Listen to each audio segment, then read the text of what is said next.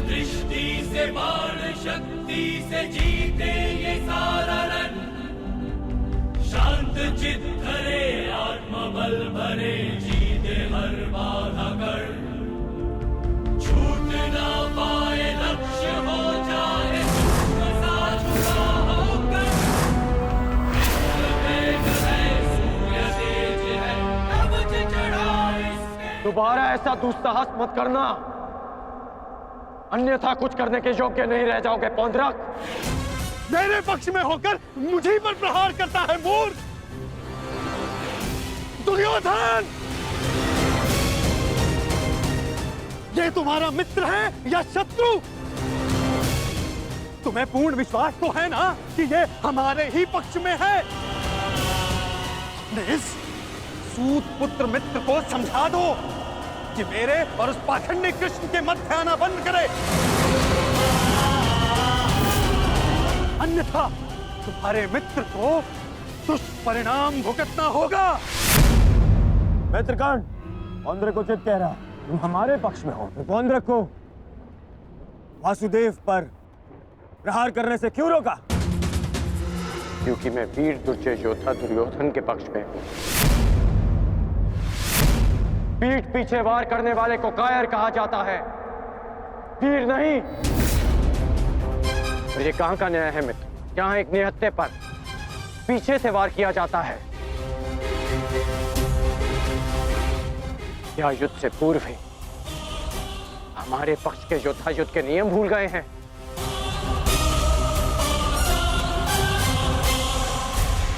तुमने ऐसा सोचा भी कैसे? तुम इस भांति वासुदेव को वश में कर लोगे? सत्य को पहचानो मित्र, अपने नेत्र खोलो। नेत्र तो तुम्हारे बंद है मित्र। ये छलिया कोई अवतार नहीं है, केवल मायावी है। शांति सभा में जो कुछ भी घटित हुआ, केवल इस छलिए की माया थी वो।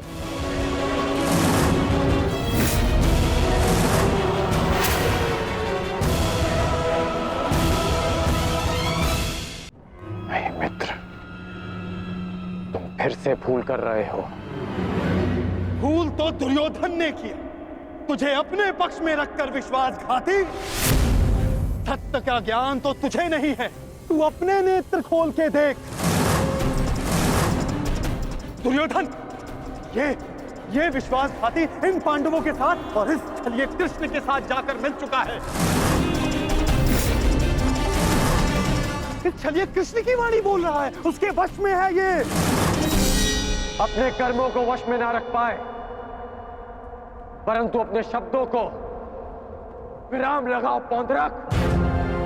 विश्वासघाती और छलिए तो तुम हो, जो स्वयं को किसी और के रूप में ढालना चाहता है। तुम एक अस्तित्वहीन घृणित जीव हो, जिसके पास ना कोई सम्मान है और न स्वयं की पहचान। तो अब एक सूत पुत्र मुझे मेरी पहचान और बाण का ज्ञान देगा? पहचान तो मैं तुझे गया। तूने पांडवों और इस कृष्ण के साथ मिलकर दोनों तरफ संधि की है। मित्र दुर्योधन, ये विश्वासघाती युद्ध में तुम्हें अवश्य हानि पहुंचाएगा। नहीं। शांत हो जाओ अंगराज, शांत हो जाओ।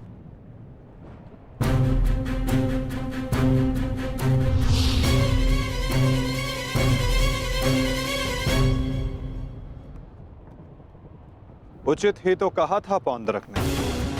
आज मेरा हर अपना, मेरा हर संबंधी मेरे विपक्ष में खड़ा है। और अब तो मेरा नाम भी मेरा नहीं रहा, उसे पौंद्रक ने ले लिया। सत्य कहा तुमने पौंद्रक, तुम्हें वो अवश्य मिलना चाहिए जिसके तुम अधिकारी हो।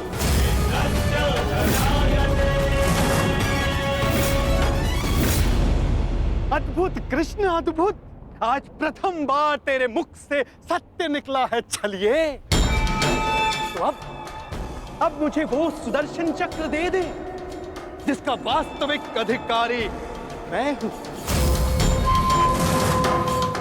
दे मुझे वो सुदर्शन चक्र। ठीक है पौंद्रक, मैं इसी क्षण दोनों पक्षों को साक्षी मानकर तुम्हें वो देता हूं जिस पर तुम अपना अधिकार समझते हो।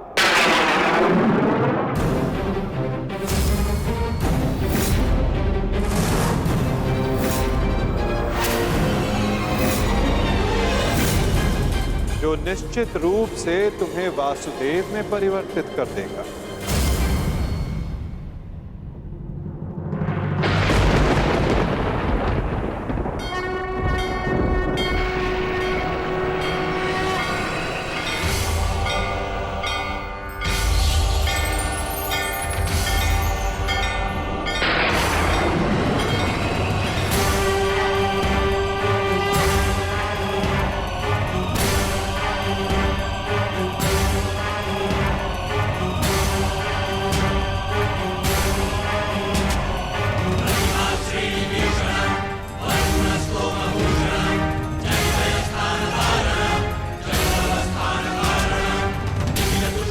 ये लो पौंद्रक, वो अस्त्र जिसका वास्तविक वासुदेव के पास होना अनिवार्य है।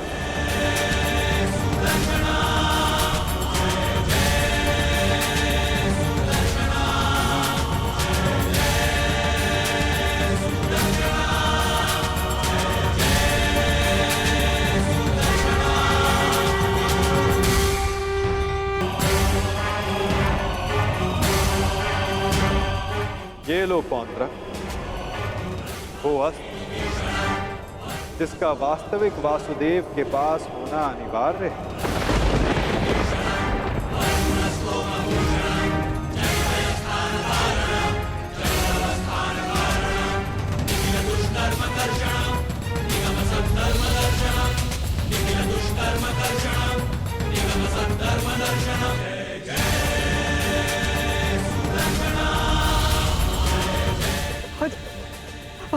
आओ।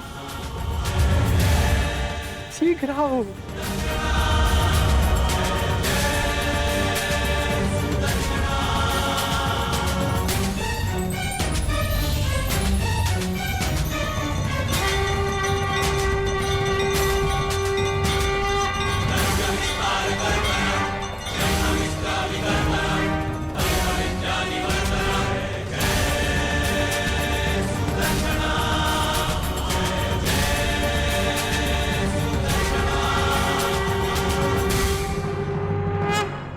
अंततः वो समय आ गया जिसकी मुझे बरसों से प्रतीक्षा थी।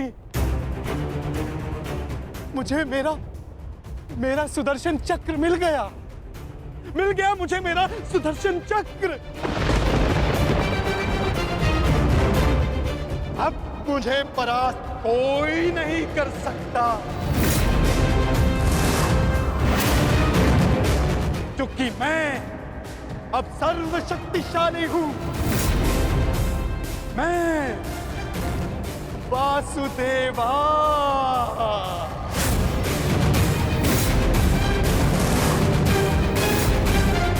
सुदर्शन चक्रधारी पौंद्रक वासुदेव।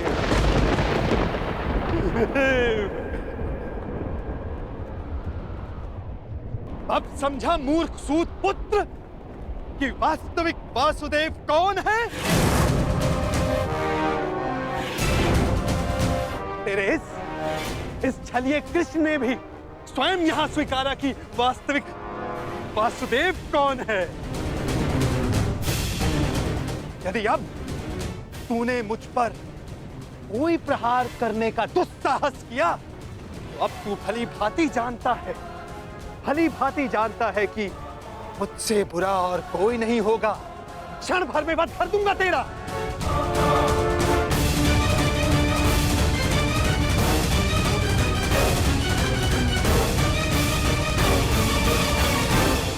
और तुम पांडु पुत्रों, अब तुम देख रहे हो ना कि सुदर्शन चक्र अब किसके हाथों में है?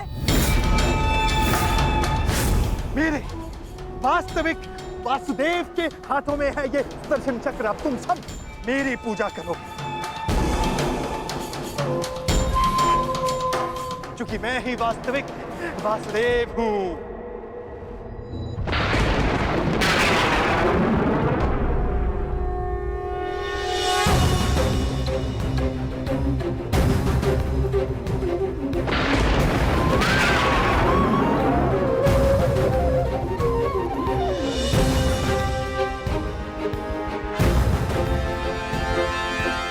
चक्र का भार क्यों बढ़ता जा रहा है?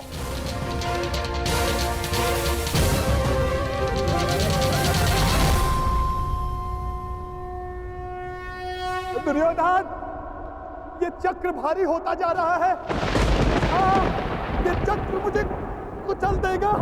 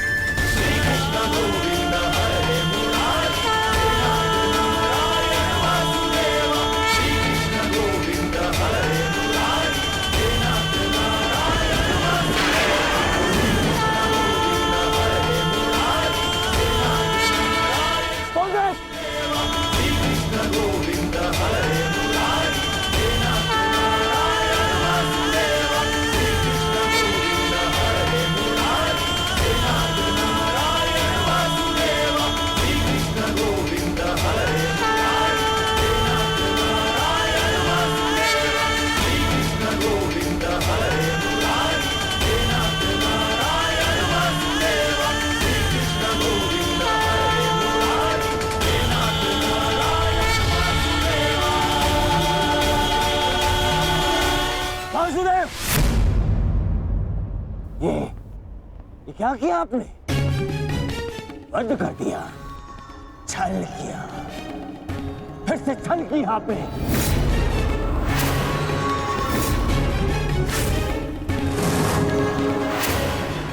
ये उचित नहीं किया आपने वासुदेव, नहीं किया उचित। शांत दुर्योधन।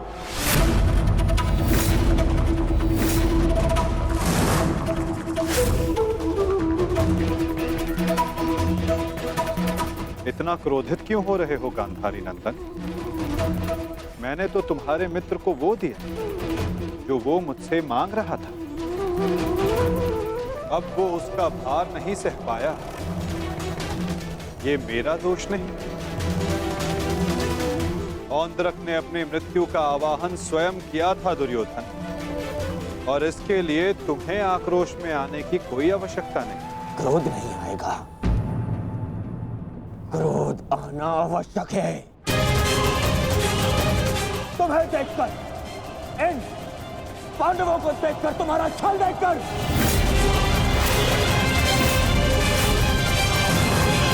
कैसा छल दुर्योधन? तुम्हारा मित्र पौंद्रक मेरा वेश धारण करता रहा, वो मेरी शक्ति, मुझे मिले सम्मान से आकर्षित हुआ। वो मेरे जैसा बनना चाहता था, परंतु वो ये नहीं समझ पाए कि शक्ति और सम्मान किसी का वेश धारण करने से, किसी का रूप धारण करने से नहीं मिलती। शक्ति और सम्मान मिलता है परिश्रम से, कर्मों से। यदि लौह को सुनहरे रंग से पोत दिया जाए तो उससे आभूषण नहीं बनते दुर्योधन। स्वर्ण बनने के लिए कड़ी अग्नि परीक्षा देनी होती है, कसौटी पर खरा उतरना पड़ता है दुर्योधन। और तुम्हारा मित्र सुदर्शन चक्र की कसौटी पर खरा नहीं उतर पाया और अंततः उसने अपना नाश कर लिया। तुम्हारी हानि पर मुझे खेद है दुर्योधन, परंतु पौंद्रक के अंत पर नहीं, क्योंकि उसके कर्मों का फल ही यही है।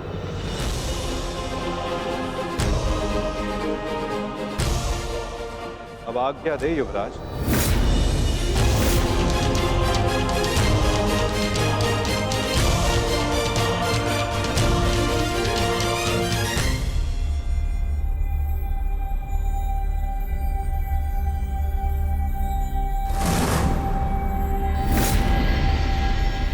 कल युद्ध के नियम निर्धारित किए जाएंगे गांधार राज।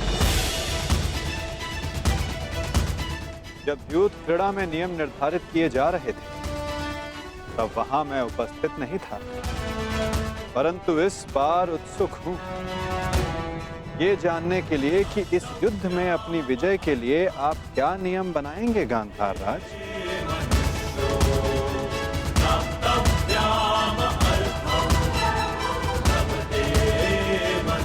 कल के सूर्य उदय की प्रतीक्षा रहेगी मुझे।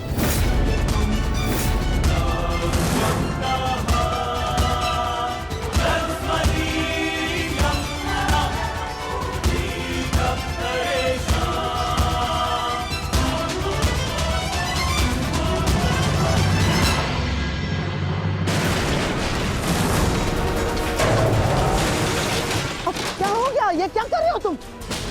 हाँ, देखो देखो दुर्योधन, देखो। नहीं दुर्योधन।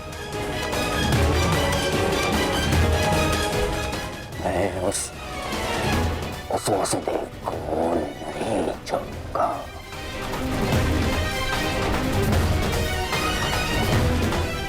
ना दुर्योधन को नहीं छोड़ूंगा। ये क्या कर रहे हो? क्या कर रहे हो तुम दुर्योधन? ईश्वर के लिए शांत हो जाओ। देखो कुछ नहीं होगा, मैं बता रहा हूँ, विश्वास रखो मुझ पर। आप शांत हो जाइए, अन्यथा मैं आपको शांत कर दूंगा। नहीं, देखो दुर्योधन। हाँ, शांत हो जाओ दुर्योधन। देखो तनिक सोचो, पौंड्रक के जाने से हमें कोई हानि नहीं पहुंची है दुर्योधन। इस संसार में हर कोई अपना एक प्रयोजन लेकर आता है और पौंड्रक ने भी यही किया। पौंड्रक का केवल एक ही प्रयोजन था कि वो मद्रराज शल्य को भ्रमित कर दे, और पौंड्रक ने अपने जीवन का प्रयोजन सिद्ध कर दिया है दुर्योधन। अब हमारे पास 11 अक्षौणी सेना है और पांडवों के पास केवल 7 दुर्योधन, केवल 7। अब ये विलाप का समय नहीं है, उत्सव का समय है। उत्सव मनाओ। वो तो ठीक है मामाश्री, परंतु मैं उस वासुदेव का कौतुक भुला नहीं पा रहा हूं।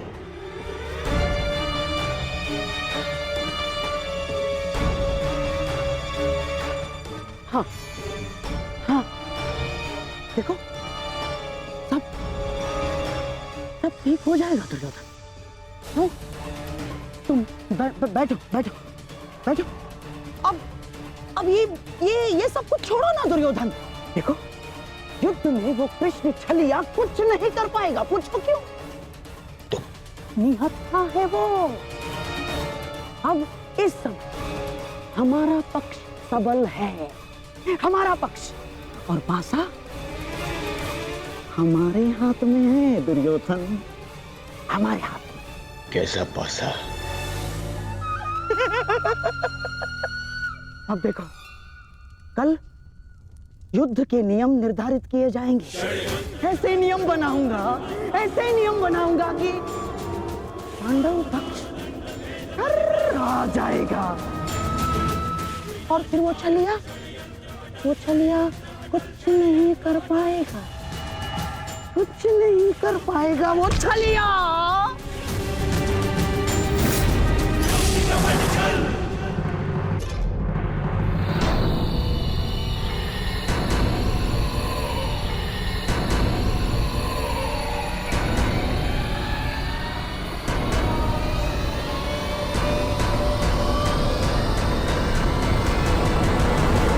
तो सभा में उपस्थित सभी महायोद्धाओं को शकुनी का प्रणिपात स्वीकार हो। जैसे कि हम सब जानते हैं कि हम सभी एक महायुद्ध में भाग लेने जा रहे हैं, परंतु बड़े खेद के साथ एक बात सूचित करना चाहूंगा इस सभा में, जैसे कि हम करते, अर्थात कौरवों पर हमेशा से सदा से लांछन लगते आ रहे हैं, आरोप लगते आ रहे हैं कि हम छल करते हैं, हम कुचक्र करते हैं, हम षड्यंत्र रचते हैं, है ना वासुदेव? चाहे वो युद्ध हो या द्यूत। इसीलिए आपके मन से वो भ्रम निकालने के लिए इस खुली सभा का आवाहन किया गया है। तो वासुदेव, क्या आपकी अनुमति है? एक चतुर गुरु जब गुरुकुल से कुछ समय के लिए बाहर जाए तो वो आश्रम के सबसे योग्य शिष्य को उसका उत्तरदायित्व कभी नहीं देता।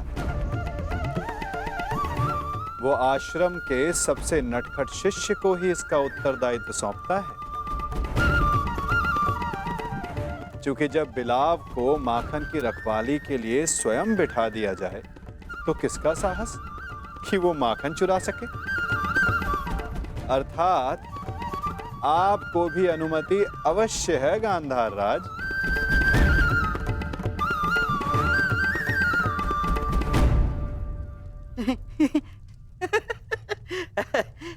वासुदेव, आपका विनोद समझने में मैं असक्षम हूँ।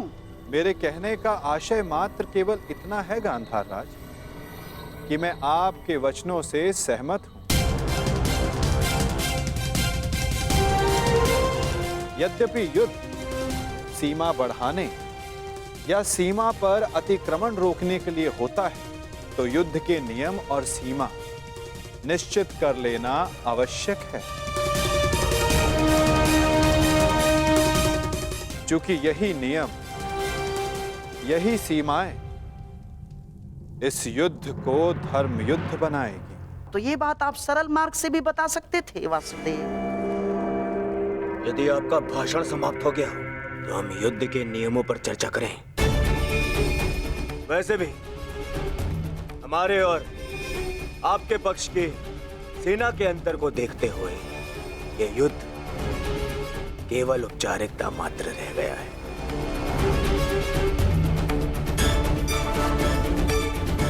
नियम बने या ना बने, हमारी विजय निश्चित है।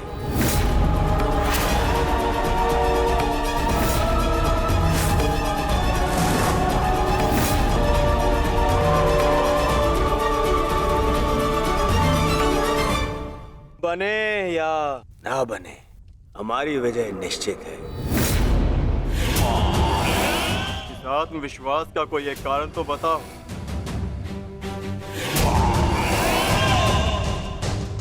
खाता दुर्योधन, एक नहीं,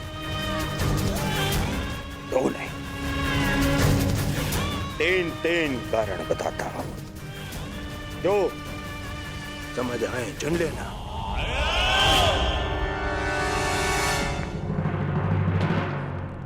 पहला कारण, पितामह भीष्म जिन्हें इच्छा मृत्यु का वरदान है।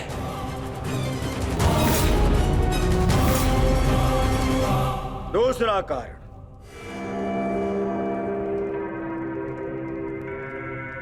आचार्य द्रोण जिन्होंने तुम पांडवों को शस्त्र संधान की शिक्षा दी।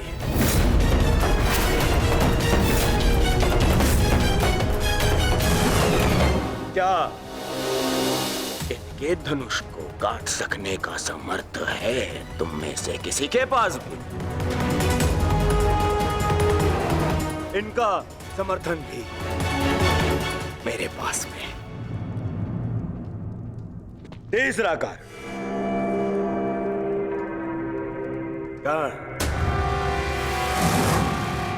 ब्रह्मास्त्र, ब्रह्मांडास्त्र और ब्रह्मशिरास्त्र जैसे अस्त्रों से सज्जित है मेरा मित्र कर्ण, जिसका बाण तुम्हें विजय प्राप्त करने नहीं देगा और जिसका कवच मुझे पराजित नहीं होने देगा।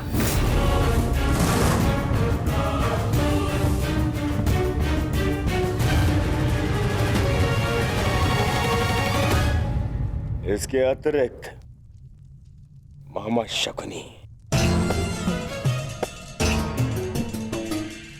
जिनकी कूटनीति का तोड़ तुम में से किसी के पास नहीं है, हाँ? मोहम्मद शरीफ।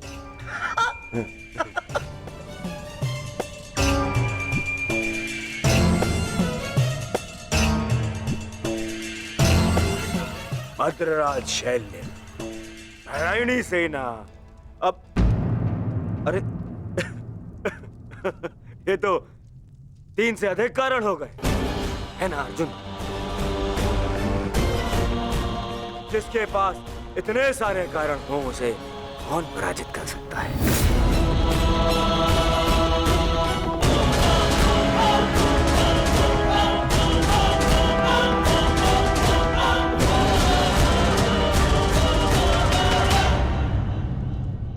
विजय और पराजय का निर्णय तो युद्ध के अंतिम दिन होगा हस्तिनापुर युवराज। नियम तो केवल युद्ध का मार्गदर्शन करते हैं। अंत में कौन कितनी सीमा में रहता है और किसे सीमा तोड़ने का दंड मिलेगा,